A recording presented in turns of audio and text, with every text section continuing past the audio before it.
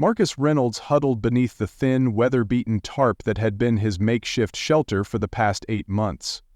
The January rain pounded mercilessly against the plastic, creating a symphony of droplets that had once seemed calming, but now only reminded him of how far he had fallen. Just 14 months ago, he'd been employed as a construction worker with a modest apartment and dreams of starting his own small contracting business. Then came the accident. A 20-foot fall from scaffolding that shattered his leg and ended his career. The medical bills devoured his savings, and when the workers' compensation ran out, so did his options. Now, at 42, Marcus called the underpass near Westlake Park his home. He'd arranged his few possessions with meticulous care: a rolled sleeping bag, a backpack containing 2 changes of clothes, a battery-powered radio, and a dog-eared photo of his mother who had passed away 5 years earlier. She had raised him alone, working 3 jobs to keep food on the table. "I wish you could see me now, Mom. I'm sorry I couldn't be stronger." The rain finally subsided around mid-afternoon. Marcus emerged from his shelter, his joints stiff from the cold and damp. He needed to make his way to St. Catherine's Mission before 4 o'clock if he wanted a hot meal and possibly a dry place to sleep for the night. The shelter only had 30 beds, and they were assigned on a first-come, first-served basis. Being late meant another night under the tarp. As he gathered his essential belongings, he never left anything valuable behind. Marcus heard a sound that seemed out of place among the usual urban noise. A child's whimper. He paused, listening more intently. There it was again, coming from the small green space adjacent to the underpass. Curiosity and concern propelled him forward. Through the dripping trees he spotted a small figure sitting on a bench, shoulders shaking with each sob. A little girl, no more than 6 or 7 years old, dressed in a pink raincoat with matching rubber boots. Her dark hair hung in wet strands around her face, and her cheeks were streaked with tears. Marcus approached cautiously, knowing how he must appear. His beard was untrimmed, his clothes worn and dirty despite his best efforts to stay clean. He stopped several feet away from the bench. "Hey there," he said softly. "Are you okay?" The little girl's head snapped up, her eyes wide with fear. She immediately scooted to the far end of the bench. "It's all right," Marcus raised his hands to show he meant no harm. "I'm not going to hurt you. Are you lost?" She nodded hesitantly, her lower lip trembling. I can't find my daddy," she managed between hiccuping sobs. "We were at the market and I saw a puppy and I just wanted to pet it for a minute and then I couldn't see him anymore." Marcus nodded understandingly. The Pike Place Market was only a few blocks away, bustling with Saturday shoppers despite the rain. It would be easy for a child to get separated from a parent in that crowd. "What's your name?" he asked. "Lily," she answered, relaxing slightly, but still keeping her distance. "Nice to meet you, Lily. I'm Marcus." He smiled, trying to look as non-threatening as possible. "Do you know your dad's phone number, or your mom's?" Lily shook her head, fresh tears welling up. "Daddy said I should memorize it, but I keep forgetting, and Mommy lives in heaven now." The last sentence hit Marcus hard. He understood loss all too well. "I'm sorry about your mom, Lily. My mom lives in heaven too." This shared connection seemed to ease the child's fears. She looked at him with newfound interest. "Really? Really?" Marcus nodded, then gestured to the bench. "Mind if I sit down? We can figure out how to find your dad together." After a moment's consideration, Lily nodded. Marcus sat on the opposite end of the bench, giving her plenty of space. "Your dad is probably very worried and looking for you right now," he said gently. "The best thing would be to find a police officer who can help us." Lily's eyes widened again, this time with alarm. "Am I in trouble?" "No, not at all," Marcus assured her. "The police help find lost children, that's part of their job." He glanced at his watch, a cheap digital model that somehow still worked despite everything. It was already 3:30. If he took the time to help Lily, he would definitely miss his chance at the shelter tonight. But looking at her frightened face, he knew there was no real choice to make. "How about we walk back to the market together? Your dad is probably still there searching for you," he suggested. Lily considered this, then nodded. "Okay." As they stood to leave, Marcus noticed she was shivering. Without hesitation, he removed his only jacket, a tattered but still warm wool coat that had been donated to the shelter last winter, and draped it around her small shoulders. It engulfed her completely, dragging on the ground, but it would keep her warm. "You'll get cold," Lily protested, though she clutched the oversized coat around herself. "I'm tough," Marcus winked, "and we're not going far." They made their way slowly toward Pike Place Market, with Marcus carefully keeping a respectful distance while ensuring Lily stayed close enough not to get lost again. He asked her questions about her father, what he looked like, what he was wearing, where they had been shopping, building a mental image that might help them spot him in the crowd. As they neared the market's main entrance, Marcus spotted a police officer talking to a clearly distraught man in an expensive-looking overcoat. The man was gesturing frantically, his face a mask of panic. "Lily," Marcus said quietly, pointing toward them. "Is that your dad over there? The man talking to the police officer?" Lily's face lit up instantly. "Daddy!" she cried, breaking into a run toward the man. The man turned at the sound of her voice, his expression transforming from despair to overwhelming relief. "Lily! Oh my God, Lily!" He dropped to his knees, catching her in an embrace so tight it seemed he might never let go. Marcus hung back, a small smile playing on his lips as he watched the reunion. His job was done. He would be sleeping under his tarp tonight, but it was worth it. He turned to leave, planning to fade back into invisibility before anyone noticed him. "Wait," the man's voice stopped him. "Wait, please."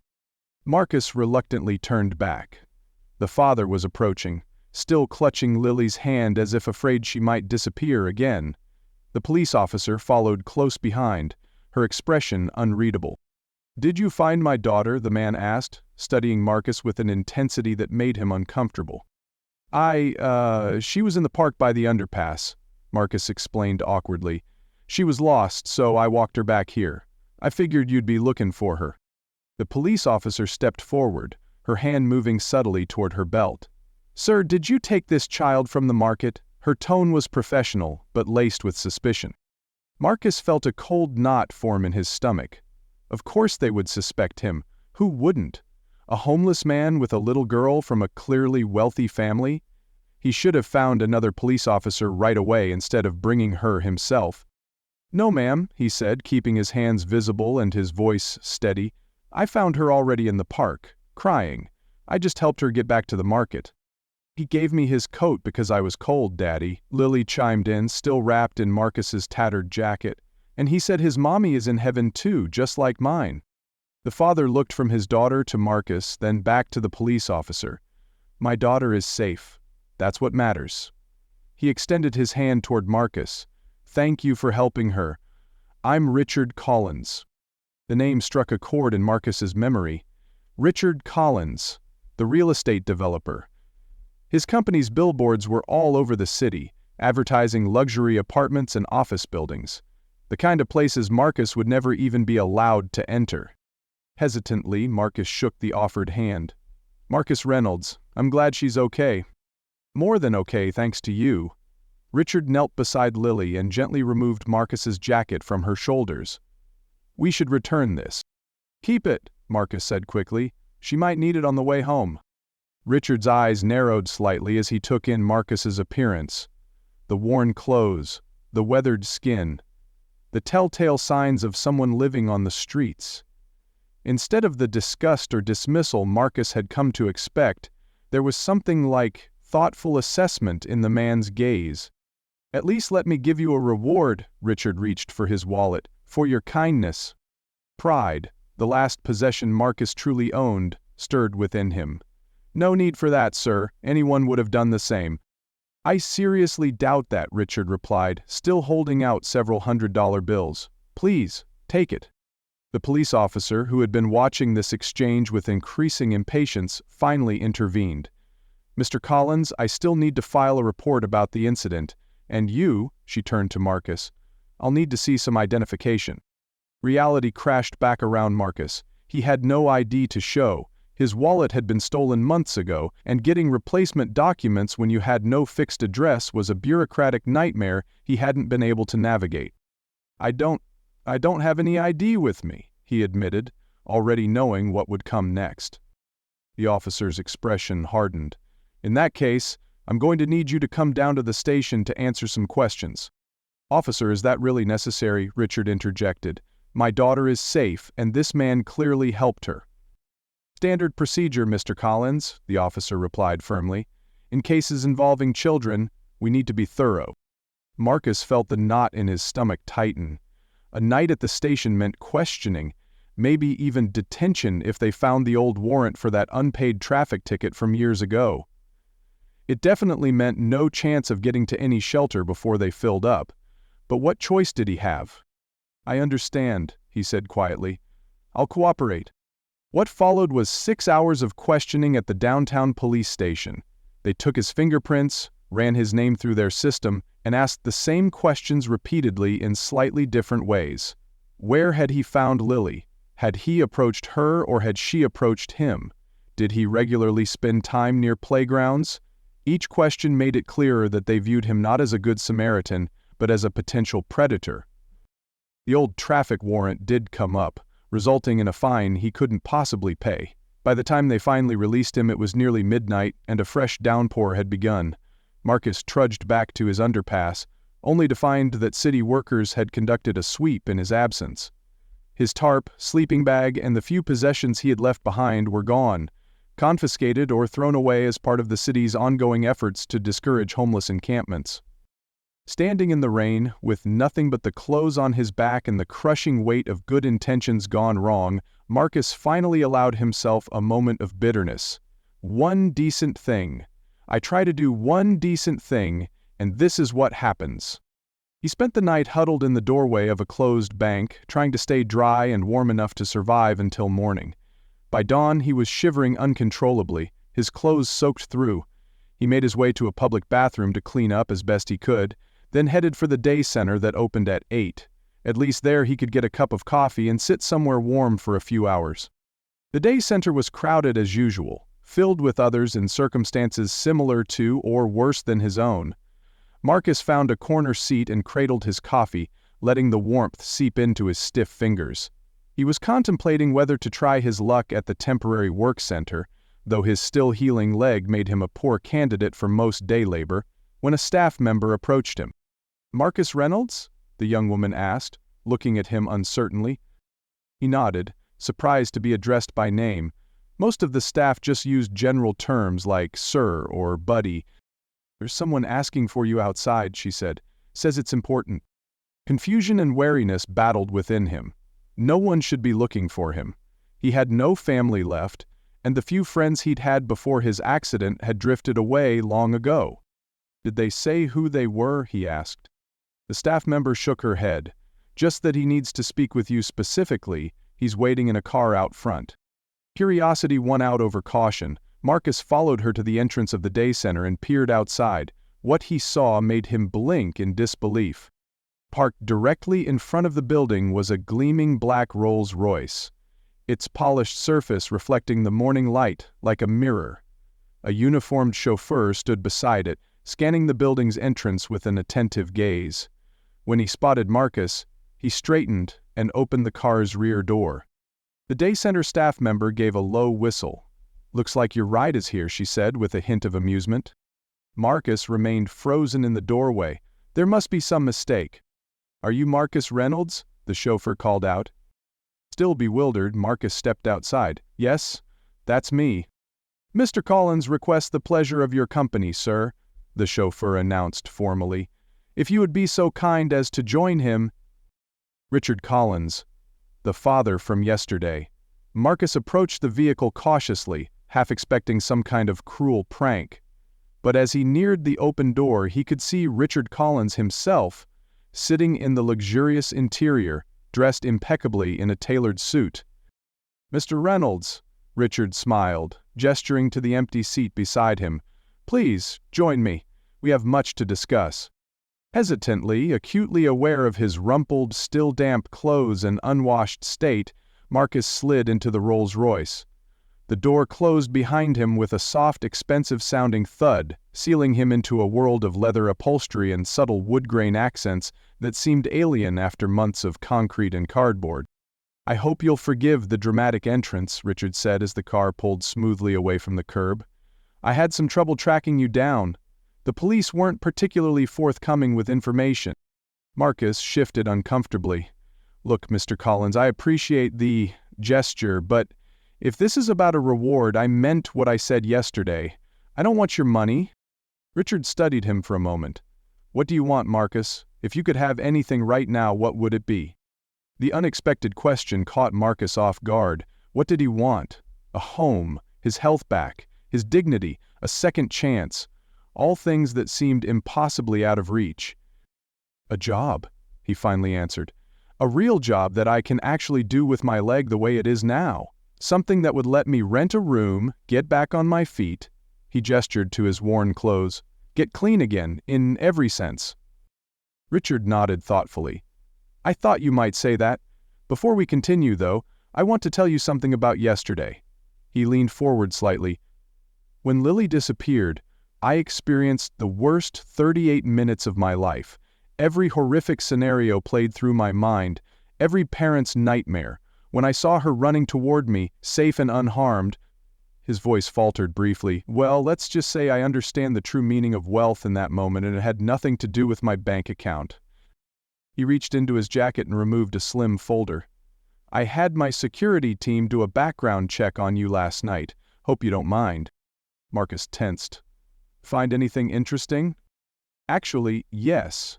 Richard opened the folder. "Marcus Reynolds, 42, former Marine, honorably discharged after 2 tours in Afghanistan. 15 years as a skilled construction worker, the last 5 as a project supervisor for Hartman Building Company. Exemplary work record until an accident 14 months ago resulted in a compound fracture of your right femur and multiple secondary injuries. Medical bills exceeding $200,000 despite insurance. Eviction 9 months ago. No criminal record except for an unpaid traffic ticket from 2019, which, by the way, has been taken care of." Marcus stared at him, speechless. The clinical summary of his downfall laid bare by a stranger. "What I find most interesting," Richard continued, closing the folder, "is what isn't in this report. No history of substance abuse, no violence, no obvious reason why a clearly capable man with your skills and background should be sleeping under an overpass." His gaze was direct, challenging. "Except that our system is broken and people fall through the cracks every day." The car had been driving through downtown, but now Marcus noticed they were heading toward the waterfront, where Collins Development's newest project, a gleaming mixed-use complex called the Westlake, was under construction. "I'll be straight with you, Marcus," Richard said as the Rolls-Royce slowed to a stop near the construction site. "I need someone I can trust to oversee certain aspects of my projects, someone with construction experience who understands both the technical requirements and the human element. Yesterday you proved you have integrity, even when it cost you personally. That's not something I can teach my employees, no matter how qualified they look on paper." Marcus looked from Richard to the massive construction site beyond the car window. "Are you offering me a job?" "I'm offering you a chance," Richard corrected. "The job is construction liaison for Collins Development. You'd be the bridge between my executive team and the actual builders on the ground. Salary is $120,000 annually plus benefits. Company car, though nothing as flashy as this." He patted the leather seat with a small smile. "And an apartment in one of my buildings. I have a vacancy in Hillcrest Towers. It's nothing extravagant, but it's clean, safe, and furnished." The air seemed to thin in the car. Marcus struggled to breathe normally as the magnitude of what was being offered washed over him. From homeless to housed, jobless to employed, hopeless to hopeful? It was too much to process. He finally managed. "Why would you do this for a stranger?" Richard's expression softened. "When I was 16, my father's business failed. The recession hit, loans were called in, and suddenly we had nothing. For 6 months we lived in our car, my mother, my father, and me. Dad would go to the public library every day to use their computers for job applications, while Mom took on whatever temporary work she could find.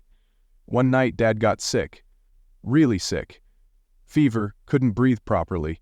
We had no insurance, no money for doctors." He paused, gazing out at the construction site. though his eyes seemed focused on something much further away. A woman noticed us in the parking lot of a grocery store. She was a nurse, it turned out. She brought us to her home, let us use her shower, gave us a hot meal.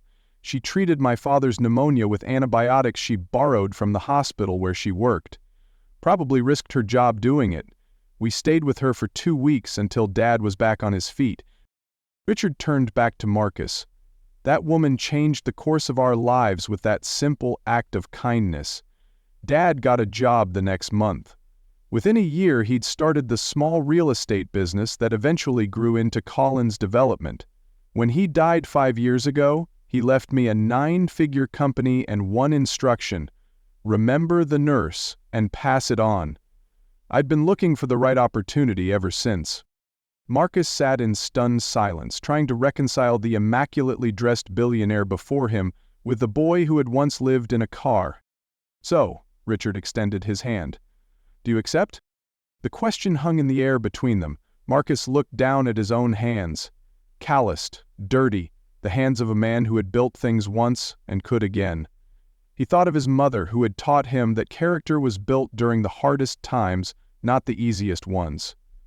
He thought of the underpass that had been his unwanted home, and of little Lily in her pink raincoat, and of second chances that came from the most unexpected directions. He reached out and grasped Richard's hand firmly. I accept. The smile that spread across Richard's face was genuine. Excellent. Now I believe the first order of business is to get you settled in your new apartment. The building manager is expecting us, and I've arranged for some appropriate work attire to be delivered this afternoon. You start tomorrow at 9. As the Rolls-Royce pulled away from the construction site, Marcus gazed out the window at the city passing by. The same streets he had wandered in despair just yesterday, now transforming before his eyes into a landscape of possibility. The weight of months of hopelessness began to lift from his shoulders, replaced by something he had nearly forgotten: purpose. Later that evening, standing in the modern one-bedroom apartment that was now his home, Marcus stepped onto the small balcony and looked out at the twinkling city lights. In his hand, he held a photograph of his mother, the one possession he had managed to keep with him through everything. He traced her smiling face with his finger. You were right, Mom, he thought, feeling the cool evening breeze against his freshly shaved face. You always said to keep going, that things could change in an instant. I guess they really can. 3 weeks later, Marcus stood confidently before a group of construction workers at the Westlake project, clipboard in hand, reviewing safety protocols and timeline adjustments. His expertise had quickly earned him the respect of both the workers and the executive team. The limp from his old injury was still noticeable, but it didn't define him anymore. As the meeting concluded, his phone buzzed with a text message from Richard. Bringing Lily to the site after school, she insists on seeing the Angel Man again. Her words, not mine. Meet us at the project office at 3:30. Marcus smiled and typed a quick reply. Wouldn't miss it. He pocketed his phone and gazed up at the rising steel framework of the Westlake. In just 24 hours, his life had completely transformed, all because he'd chosen kindness when it would have been easier to walk away. The universe had a strange way of balancing its accounts, he reflected, bringing unexpected rewards precisely when all hope seemed lost. Sometimes the smallest act of compassion could ripple outward in ways no one could predict. Sometimes a simple choice to help a lost child could open doors that had seemed permanently closed. And sometimes life's greatest gifts arrived in moments of deepest despair, turning tragedy into triumph with the sudden, breathtaking swiftness of a Rolls-Royce appearing at a homeless shelter. Kindness always finds its way back.